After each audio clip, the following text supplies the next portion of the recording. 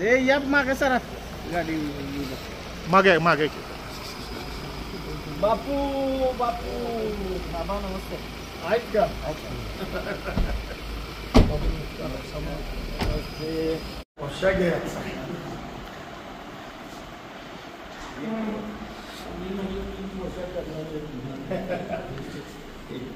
ए बाळा मागे अरे बापू होते ना बरोबर अरे या ना पहिला दनो दनो कुठे आहे हो एक मिनिट आलो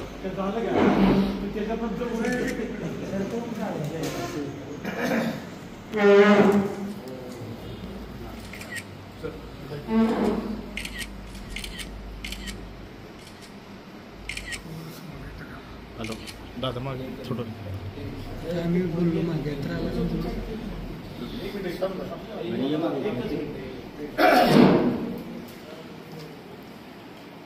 पहिल्यांदा एक सगळ्यांच्या बरोबर घे आणि परत दोघांचाच घे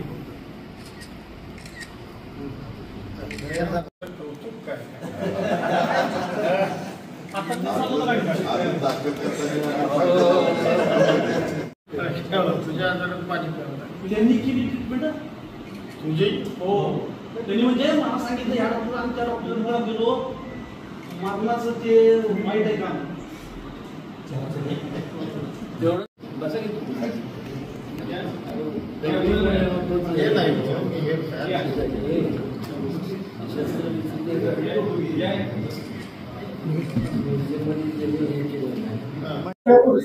काय सांगाल आबा तुम्ही जलमंदिरला आलाय महाराजांची भेट घेतली महाराजांची भेट म्हणजे आनंदच असतो 2 दिवसापूर्वीच मी येण्याचं त्यांना भेटण्याचं त्यांचे आभार मानण्याचं निश्चित केलं होतं परंतु देशाचे माजी पंतप्रधान मनमोहन सिंग साहेब यांचं दुःखद निधन झाल्यामुळं मी त्या दिवशी येण्याचं कॅन्सल केलं परंतु आज महाराज साहेब आहेत हे कळल्यानंतर आलो त्यांना भेटलो आणि आभार त्यांचे मानले कारण माझ्या निवडणुकीमध्ये त्यांनी जी 2 भाषणं केली ती खूपच छान भाषणं केली आणि निश्चितपणानं त्यांच्या भाषणाचाही माझ्या निवडणुकीमध्ये चांगला लाभ झाला पर आमचे पूर्वीपासून मैत्रीचे संबंध आहेत त्यांच्या सदिच्छाही माझ्यासोबत कायम त्या ठिकाणी होत्या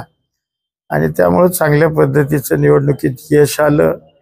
आणि सुदैवानं राज्याचा कॅबिनेट मंत्री सुद्धा झालो आणि त्यामुळे असं एकत्रित त्यांचे आभार मानण्याकरता आलो होतो आणि त्यांना भेटलो त्यांचे आभार व्यक्त केले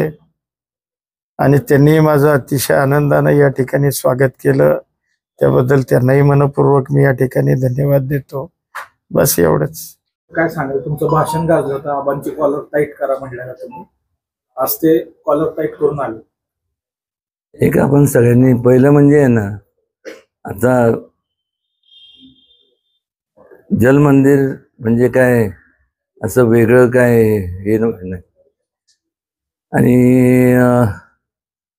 जेव्हा आमच्याकडं आम्ही दोघंही आपल्या पदावर नव्हतो तेव्हापासून येणं जाणं आहे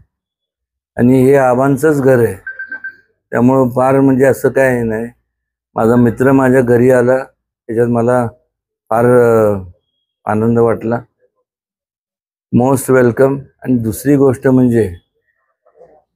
कॉलर टाईट का तर आज मला सांगा रात्रंदिवस इकडं एक म्हणजे अक्षरशः आत्तापर्यंत घरातनं कसं हाकललं नाही ते मला तर असं वाटायला लागलं कारण की आज तुम्हाला सांगतो ना मी असं विचार करतो किंवा जसं छत्रपती शिवाजी महाराजांनी म्हणजे कुटुंब म्हणजे फक्त आपली फॅमिली नाही तर जेवढे जेवढे लोकांनी आपल्याला मतदान केलं लोकांना आपल्याला त्या पदापर्यंत पोचवलं हे सर्व आपले कुटुंब म्हणजे हे समजून आबांनी आजपर्यंत ते कार्यरत राहिले तात्यांचं तर पुण्य आहेच आणि त्याचबरोबर त्यावेळेस तसं पाहायला गेलं तर सगळ्यांना म्हणजे असं मला सुद्धा अपेक्षा नव्हती की पवार साहेब अशा प्रकारे काहीतरी वक्तव्य करतील, पाडा पाडा पाडा पाडा. आज मला सांगा, शिवाजी महाराज एकट्याने काय करू शकले असते का? त्यावेळी जे मूठभर जे मावळे होते किंवा त्यांचे जे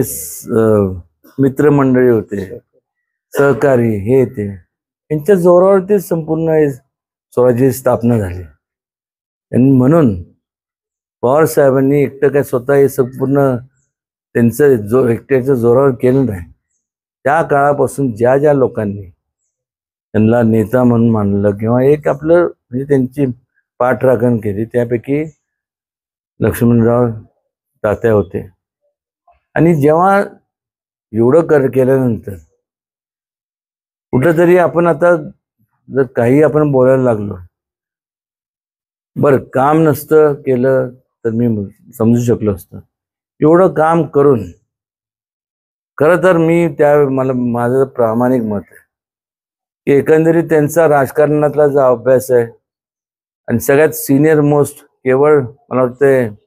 महाराष्ट्रात नाही तर देशातले सगळ्यात सिनियर मोस्ट पैकी ते आहेत. त्यांनी आता वास्तविकरित्या ते तरुण आहेत.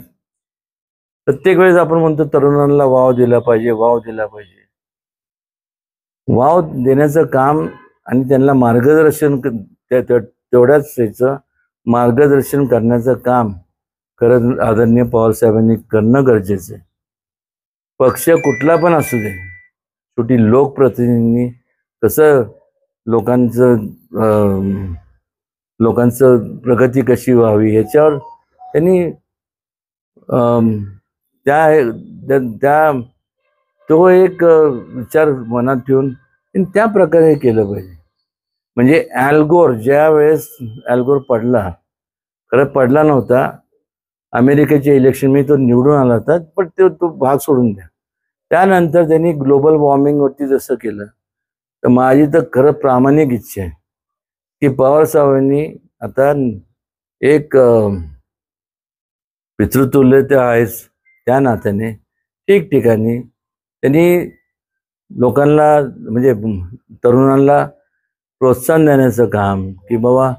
तुम्ही कसं आयुष्यात कशी वाटचाल करण्याचं काम हे त्यांनी सांगणं हे लोकांना अपेक्षित आहे. आता करतील नाही करतील शेवटी हा वैयक्तिक प्रश्न आहे, पण मला आनंद वाटला की मकरंद आबांना आणि ह्या सातारा जिल्ह्याला न्याय मिळाला. एक सोडून चार मग शिवेंद्रराजे असतील, मकरंद आबा असतील, शंभूराज असतील, त्यानंतर जयकुमार असतील,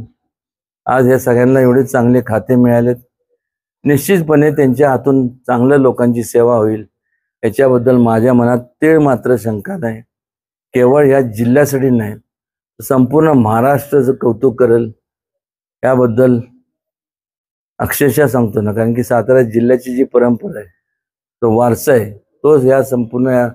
चौघांना आणि बाकीचे निवडून आले सगळ्या आमदारांना लाभलाय आणि ते निश्चितपणे त्याचं चीज करतील आणि करणार.